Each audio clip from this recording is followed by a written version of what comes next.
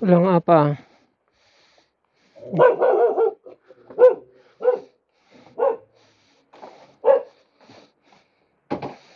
Nakaulan mo dyan. Hindi kumikintab yung gulong hanggat di mo nilalagyan ng, excuse me, tawag nun, pampakintab.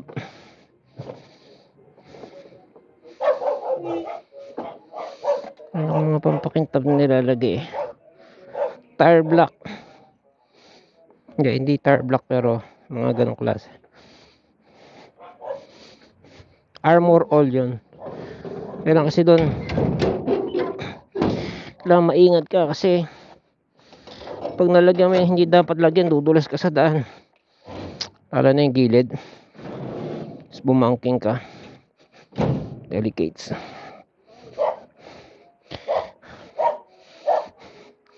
Masingal ko lang mga singiling ko. Mabayaran ko lang mga bayarin ko. Especially si teacher. Punta ako sa sa shop ni JR.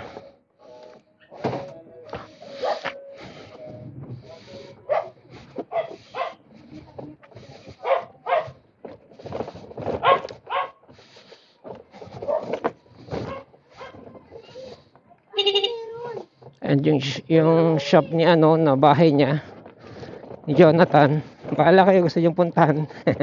Comment lang, bibigay ko yung address. Pero kung pupuntahan niya doon, pakisita na rin yung battery ko kung abutan nyo man Kaya mo tapos na ba? February pa yun Napaka-special ng battery ko February hanggang ngayon pa rin, under construction pa rin. Ganun ka-special yan, di ba? Natawanan na nga ako ng ibang battery builder Sabi niya, sir, matagal na sa akin 3 weeks dyan. Special daw meron daw GPS, merong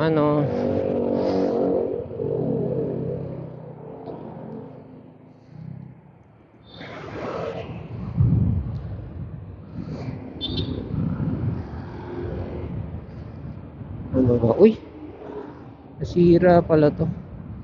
Meron GPS, merong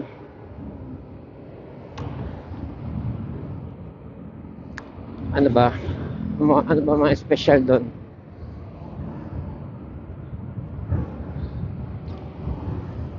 Stainless, tapos yung cover niya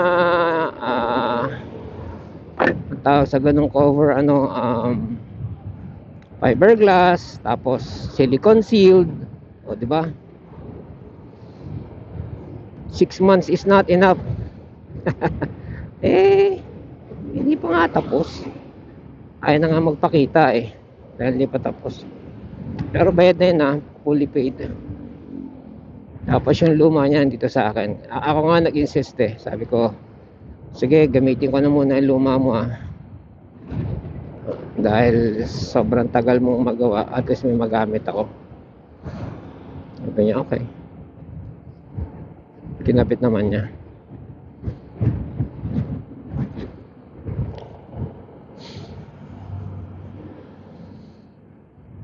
February, March, April, May, June, July, August na, di ba? 6 months. Anyways, moving forward. Sundin natin si teacher. Kanina naka 104 ako. Yung 104 hindi babad yun Pumitik lang siya ng 104 kasi binagalan ko na malapit na ako sa U-turn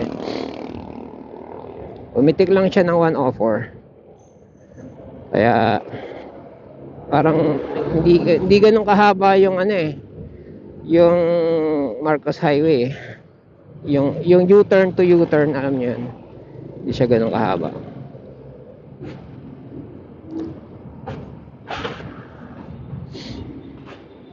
Para magbabad ka sa 100 kph. Actually 100 kph nag 3 digit lang, nakakatuwa na tignan, di ba?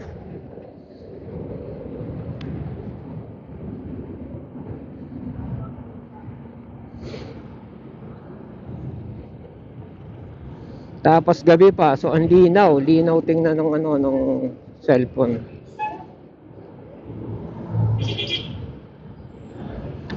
Meron daw issue dito sa ano sa gulong ko sa harap. Kasi doon daw kinakabit yung sensor, sabi ni JP. Try ko kaya mag-inquire sa ano, yung sa motor shop, yung pagtsatsagaan ako. Baka sakali ano. Kasi OnePlus lang yung ano yung pang motor, OnePlus lang Ang ima-match lang naman doon yung sukat ng gulong mo. Parang ganun. Kasi kung pang 14 yun, tapos gis lang yung gulong mo, edi mismatch yung speed nun, di ba? Kailangan same circumference ng gulong.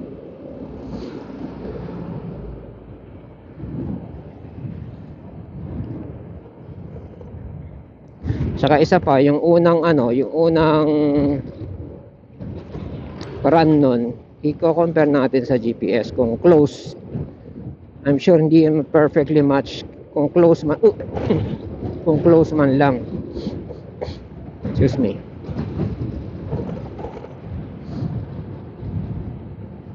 Sobrang HD na itong microphone na to.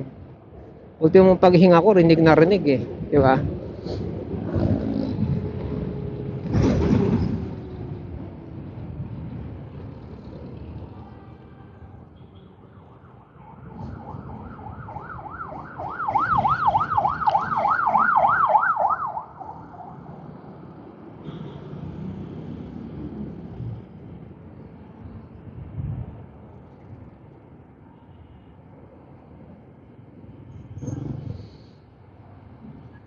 Yung kapitbahay ko, nagsimula lang yung kumukuha ng malunggay. Yung sa likod, kumukuha yun ng malunggay. Malunggay ano yun ang tawag doon?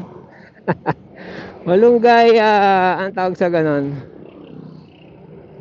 Tirador ng malunggay. Hindi napapaalam. Tanda-tandaan Ano ba naman kumatok, di ba? Kita yun. Kinamerahan ko, binidyohan ko pa nga yun Gago to Kala niya siguro. So, binidyo ko. Kung kinopa ko, post ko sa yun post ko sa YouTube yun Pero anyways, nagsimula siya sa ganon. Tapos, kasi sa amin ano lang tawag nun, yung lupa sa amin hindi siya titulado. Kaya kung sino yung umurong matapang, siya yung panalo. Siya naman, ginawa niya, naghukay siya pa ilalim. Kasi minsan may tao sa CR. Nagpunta ako sa likuran kasi wala naman tumatambay doon sa likuran. Doon ako jumingil. Nag-jingle ako, may tao sa ilalim. May butas. Kaya pala kumakahol yung aso, may duyan. Ibig sabihin, nagkuweba siya doon sa ilalim ng likuran namin. Tayo siya ng duyan. Kaya ako naman, matino naman akong tao. Hindi ako umihi.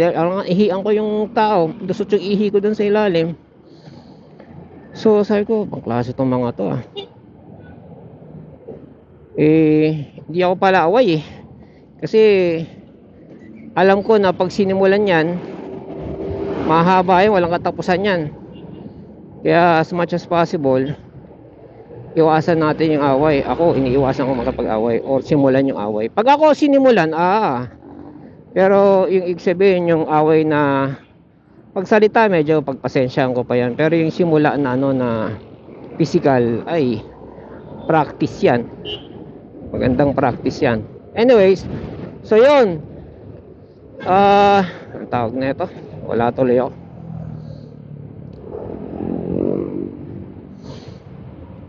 So yun, nagkuweba siya, naglagay ng duyan, may kuweba. Sa ilalim ng lupa namin sa likod. Kasi may pader yun meron yung division Tapos yung ilalim mukat namin may mga, alam ko may mga manok na, may mga sisiw na gumagala-gala, normal lang naman yan, di ba? Ako nga, halos nakakasagasa ako dun sa daanan namin palabas, di ba? Sumunod, meron ng kulungan. Sabi ko,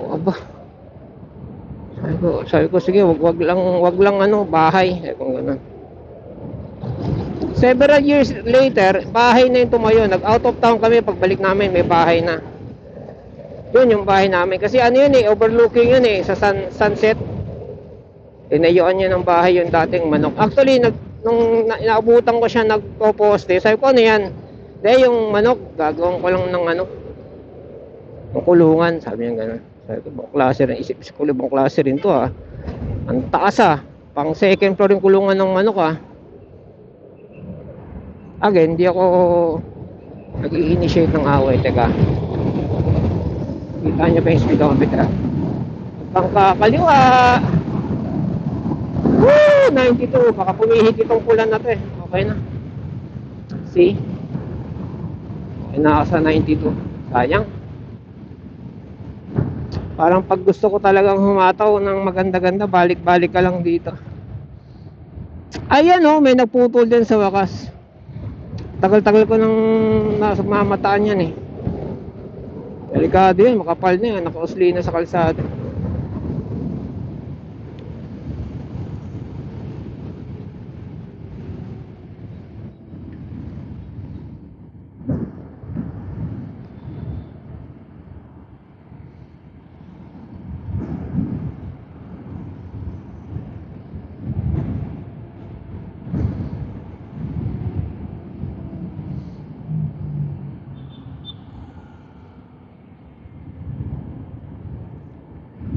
Palayan mo, pagkasama ko si teacher, naka 99 kami. Kanina naka 99 kami. Hindi, yun yung may karga kami marami, naka 99 kami. Pero pag ako lang mag-isa, saya na ako sa 100.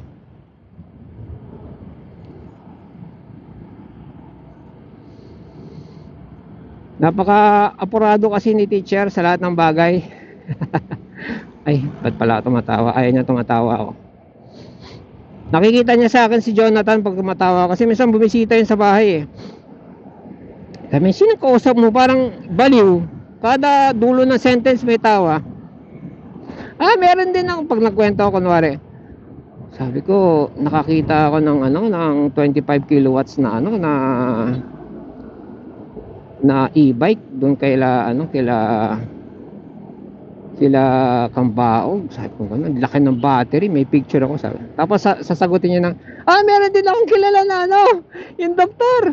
Oo, nagpagawa din yan, 25,000 kilowatt. Parehas. Ganon. Naririnig ni teacher kada kwento niya, ganon. Kada kwento ko, meron siyang counter na kwento, tapos tatawa sa dulo. Parang, baliw yung kausap mo. Sino ba yun? Sabi ko, technician yun, magaling yan. Sabi ko gano'n. Yun yung mga araw na nagpapakita pa siya. Nagpapahanap pa siya yung mga time na yun. Hinahanap ko siya, pinupuntahan ko, sinusundo ko lahat-lahat para magpunta sa bahay.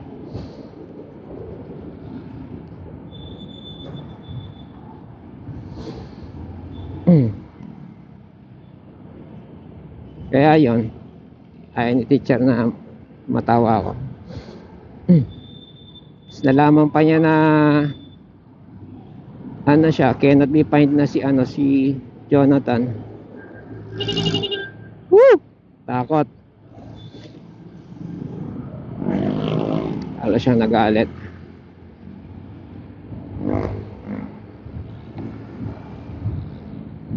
Kasi after ng pagkawala niya, tapos bigla nang pakita, magsabi lang siya ng ewan ko kung ano man pwede niya idahilan, ano. Kung valid yung dahilan niya, ganun ba? O sige, ituloy na natin yung nasimulan natin. Akin na yung gulong ko, akin na yung tali ko, akin na yung hub ko, bigay mo na yung battery ko, diba? Parang let's move forward, total nandiyan ka na eh. Ganun, kung ano man idadahilan niya. Unlike sa iba na may away pa, may drama pa, sabi ko hindi, pag yan nahuli ko, move forward lang tayo, move on lang tayo. Let's move on sa ating sinimulan, parang gano'n. Kaya hindi ako mga aaway, kumbaga. So gano'n lang.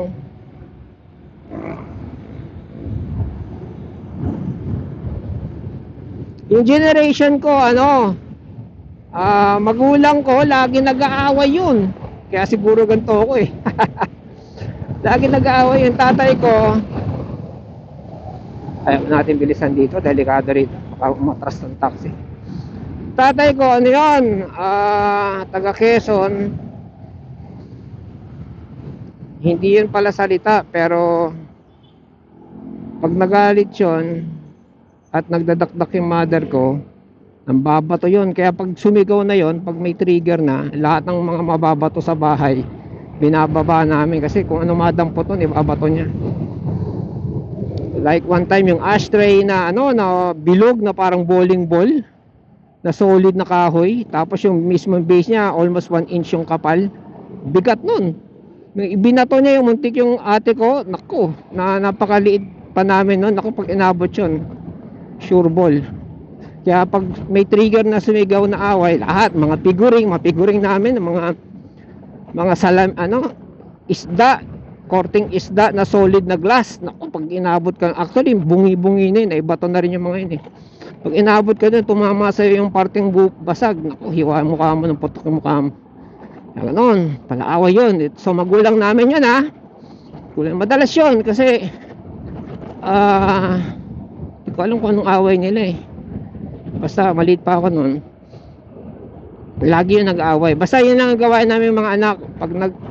Pag may burst of anger, sabi na, sara kagad mga bintana. Kasi yung harap namin tsaka yung gilid, ano yun? Mapupuno ng audience yun. Bata, matanda, puno ng audience yun. Pila-pila yung manonood dun.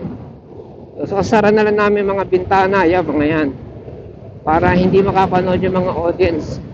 Kaya wala pang cellphone nun eh. Ganun. Yun ang ginagawa natin.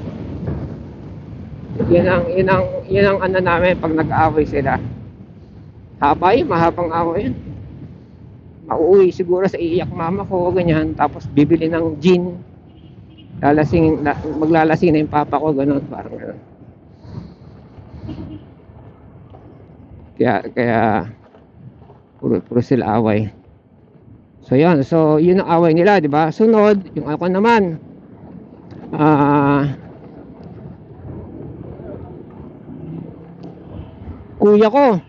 yung kuya ko ganito, kambal sila, panganay, parehas lalaki, syempre kuya eh.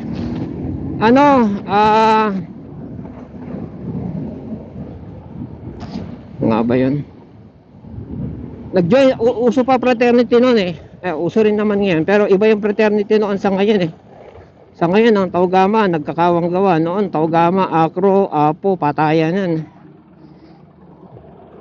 Nag-join sila ng fraternity na magkalaban, magkakambal ah. Magkalaban yung ginoy na nila. Anong klase ba naman to? So sa bahay tuloy, oras ng kain, pag may na-trigger, away. Bago pumasok, pag may gumamit ng damit na brief o kambal eh, pag ginamit ng isa yung brief tapos isinoli sa aparto pagkatapos gamitin. Away na naman yan. Ay, hindi lang away salita, lalaki eh, palambuno yan. Hindi, yung isa madada, yung kuya ko, isa naman walang salita. Pag salita nun, sapakan kagad, ganun, panumbuno kagad, ganun. Lagi yun. Mag-utol na yun. Walang pinipili yun. Pag uwi galing eskwela, ganyan. Pag may trigger, yan, away na naman. Kwento nga daw ng utol ko dun sa napangasawa niya nung buhay pa siya. Sabi niya, pag nagkakaharap daw sila sa rumble, magtatalikod na lang daw. Kasi rumble, paluan, ganyan eh. Paluan, sapakan, ganyan, kung anong klaseng away yan, physical, magtatalikuran na lang daw. Kasi magkaaway nga yung fraternity nila. Yung kuya ko, yung mas bata, sa kambal may mas bata eh, Sigma Rho, yung mga attorney yun sa Trinity. Yung panganay naman, yung namatay na rin, Apo, may tatlong tuldok siya na peklat sa may tatlong peklat siya na pinaso sa balikat, sa braso ng Apo.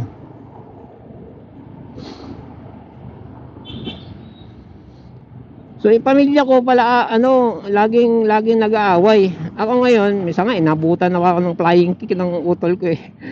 Kasi nag-aawat kami, tapos yung isa lumabas. Akala namin lumabas para magpalamig, yung pala lumabas ng gate para bumuelo. Tumatakbo, sabay flying kick do sa utol ko eh. Ako nasa gitna ako, ako yung inabot. Buta, taon lang ako na. Sabi ko na away kayo ng away, pati ako dinadamay nyo ah. Pagkatapos na lang mag ano maawat ako na yung nagsasalita away kayo ng away, nakadamay kayo ng iba. Nabuhay naman ako, parang nadaganan lang ako eh, pero tinamaan din ako sa balikat, sa ulo, na daplisan ako.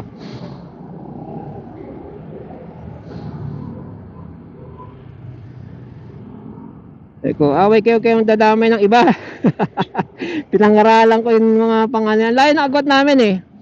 Kung ako grade 1, sila mga high school na.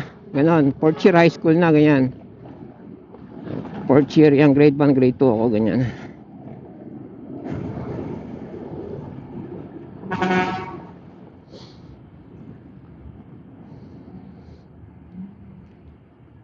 Tapos ito pa, yung kapitbahay namin sa Project 4. Project 4 kasi kinalakihan ko. Anak ng yumaong pulis. Yung pulis na yon, sindikato sa drugs, kung ano. Siyempre, hanggang kwento na lang, hindi ko inabutan eh. Kung ano daw kasindikato ang mga pinasok noon. Yung mga anak na naiwan nung namatay, ayun, lulon. Ngayon, yung mother ko palagi niyang advice na, lalo na pagkaaway or babarkado, usually away eh, huwag kayong makikipag-away dyan sa mga yan, dahil wala na yung ano, kumbaga wala na yung pag-asa. Pag pumatol kayo dyan at nakulong kayo, di sira buhay nyo, ganun. Kasi may war plague din yung mga yon. So lumaki ako na ina-advise ng ganun ng mother ko na huwag kayong makikipag-away, huwag kayo papatol sa mga yan. Kasi ano nga, kung titingnan mo nga naman sila, ang payat, laging nakaubad, laging tambay, ganyan. Minsan may hawak na granada, sabog. Kung ano mga pinagsasabi, ganun. Tapos yun nga, laging bangag yun. Kung di bang, wala, may sabon na ba nun? Alam ko, marijuana pa lang yung time na yun eh. Marijuana pa lang yung time na yun eh. Hindi ko alam kung anong mga drugs na, kasi 1980s pa yun. Basta yun, pag mga sabog yun, parating sabog yun. Hindi, usually pula yung mata.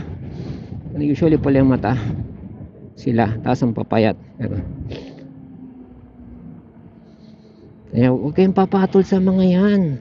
Sirain nyo lang buhay nyo dyan. Pag kayo mahirap sa kulungan, sa kulungan, ako, siksikan kayo doon. Yun, laging pangaral ng mother namin na huwag kami papatol sa kanila. Nadala ko yun naman, tumanda ako. Isipin mo, ang dami kong martial arts na pinasok Tapos sa martial arts pa, ganun din. My oath, I solemnly swear, bago magsimula yan, tutuwad ka, magbabaw ka, tapos sasabihin mo yon, yung likod ng dalawang palad mo, ididikit mo yung noo mo doon habang nakatuwad ka. Tapos ibibigkasin mo yung panata na yan, sabihin mo, my oath, I solemnly swear that I will never use my knowledge in martial arts unless in lawful self-defense, so help me God. Every day yon, every before session, lagi mong sasabihin. Ganon. So every time na merong nang gagago sa akin, lagi ko na lang inaantay, sige, unahan mo lang ako, kinang-ina ka. Kasi nga sabi, I will never use my knowledge in martial arts unless in lawful self-defense, diba? So, unahan mo lang ako. Marami na ako mga iniisip na gagawin sa kanya. So, hindi ako basag ulo. Madaling salita. Kaya yun, kapitbahay namin. Yung anak ko naman lalaki, ewan ko kung ano iniisip niya, parang nabuwisit doon kasi nga nung nagtayo ng bahay, sabi ko, bahala na universe sa inyo, makakarma din kayo, sabi ko ganyan. Nung umuulan, yung tubig pumupunta doon sa bakod nila, siguro pumapasok sa loob kasi hindi palitada tapos lupa yung ano namin, tinayuan niya. Kasi pailalim yun bangin yun Kaya ginawa nila, pumasok sa loob ng bakod namin tapos gumawa ng kanal. Ganun. Yun yung time na nasa El Nido kami. Sa kanila ginawa yun. Kasi umuulan nun eh. Ay, ang klase rin to. Sabi ko, isip-isip ko, napaka-inutil pala itong mga aso ko. Kakahul lang to ng kahul eh. Wala namang kagat. Anyways. So, pagsilip ko ng CCTV, yung CCTV ko kasi 2 days lang. Kasi memory na maliit lang eh. So, hindi ko na inabutan, hindi ko na nakita kung nasaan siya. Kung ano yung activity. Pero very obvious naman, wala na ibang gagawa ng kanal nun. Hindi sila. Kasi kanina nandoon ulit sa bubong. Doon ulit sa bubong nila, tawag nun. Tawagan natin si teacher. Hello.